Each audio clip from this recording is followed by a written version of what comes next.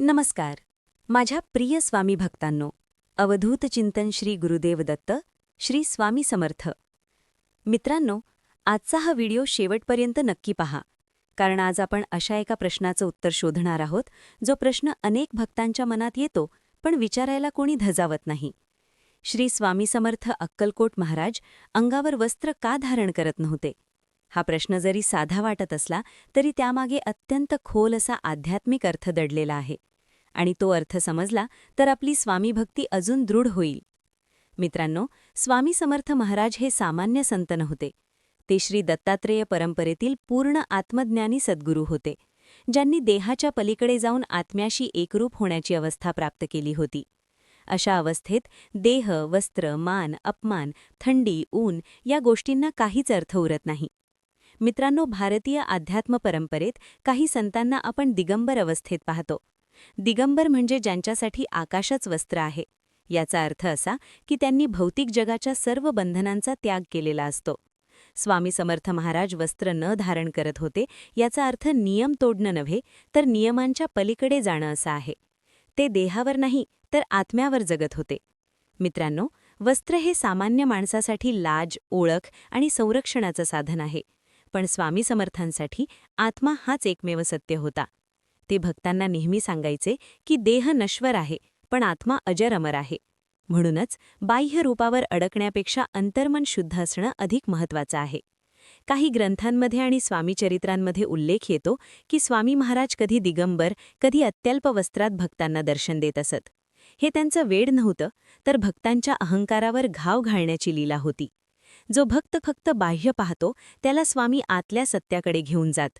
मित्रांनो, स्वामी समर्थ महाराजांचा संपूर्ण जीवन हे एक जिवंत उपदेश होतं. ते जे बोलले त्यापेक्षा जे जगले ते अधिक महत्त्वाचं होतं.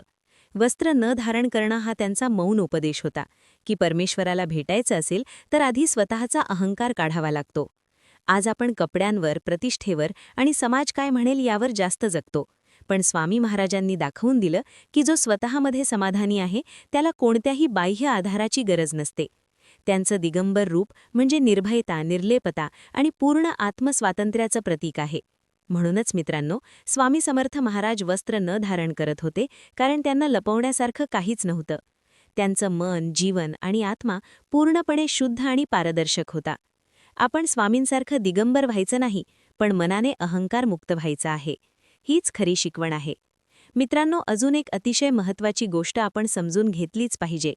स्वामी समर्थ महाराज दिगंबर अवस्थेत का असायचे, याचं कारण फक्त वैराग्य नव्हतं, तर भक्तांची परीक्षा हेही एक फार मोठं कारण होतं. अनेक वेळा स्वामी महाराज मुद्दाम अशा अवस्थेत भक्तांसमोर येत असत की ज्यामुळे समाजातले तथाकथित सभ्य लोक तिथून दूर जात. पण जो खरा भक्त असे, तो बाह्य रूपाकडे न पाहता थेट स्वामींच्या चरणी शरण जाई. मित्रांनो, इतिहासात अशी अनेक उदाहरणं आपल्याला सापडतात की काही लोक स्वामींना पाहून हसले, काहींनी त्यांची निंदा केली, तर काहींनी हे कसले महाराज असंही म्हटलं. पण त्याचवेळी काही भक्तांनी डोळ्यात पाणी आणून स्वामींना ओळखलं, काहींनी त्यांना देव मानून चरणस्पर्श केला. यातून स्वामी महाराज एकच गोष्ट शिकवायचे: जो डोळ्यांनी पाहतो तो चुकतो आणि जो अंतःकरणाने पाहतो तोच खरं ओळखतो. मित्रांनो, दिगंबर अवस्था ही सामान्य माणसासाठी अशक्य आहे, कारण आपली संपूर्ण ओळख ही देहावर आधारलेली असते.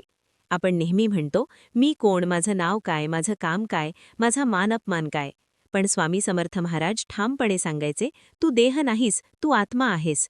म्हणूनच त्यांना वस्त्राची गरज भासली नाही, कारण आत्म्याला ना थंडी लागते, ना ऊन लागतं, ना लाज वाटते.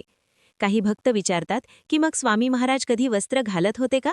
हो मित्रांनो, ग्रंथांमध्ये असा उल्लेख येतो की कधीकधी स्वामी महाराज अत्यल्प वस्त्र धारण करत, कधी एखाद्या भक्ताच्या आग्रहाखातर अंगावर कापड घेत, तर कधी पुन्हा दिगंबर अवस्थेत येत. याचा अर्थ एकच: स्वामी महाराजांवर वस्त्राचं कुठलंच बंधन नव्हतं, ते पूर्णपणे स्वतंत्र होते. मित्रांनो, आज आपण बाह्य धर्मात अडकलो आहोत. कपडे, दिखावा, दिखाऊ भक्ती, फोटो, स्टेटस. पण स्वामी समर्थ महाराजांची भक्ती ही आतली भक्ती होती. शांत मन, निर्मळ विचार आणि पूर्ण शरणागती हाच त्यांचा खरा संदेश होता. स्वामी महाराजांचं दिगंबर रूप आपल्याला हेच सांगतं की जेव्हा मन निर्वस्त्र होतं, अहंकार गळून पडतो आणि अपेक्षा संपतात, तेव्हाच खरी आध्यात्मिक प्रगती सुरू होते. म्हणूनच मित्रांनो, स्वामी समर्थ महाराज देहाने दिगंबर होते, पण मनाने दिगंबर व्हायला शिकवून गेले. जर हा व्हिडिओ तुमच्या मनाला भिडला असेल तर लाईक करा, शेअर करा आणि चॅनलला सबस्क्राईब करा. तुम्हाला काय वाटतं, स्वामींचं दिगंबर रूप आपल्याला काय शिकवतं ते कमेंटमध्ये नक्की लिहा. जय श्री स्वामी समर्थ.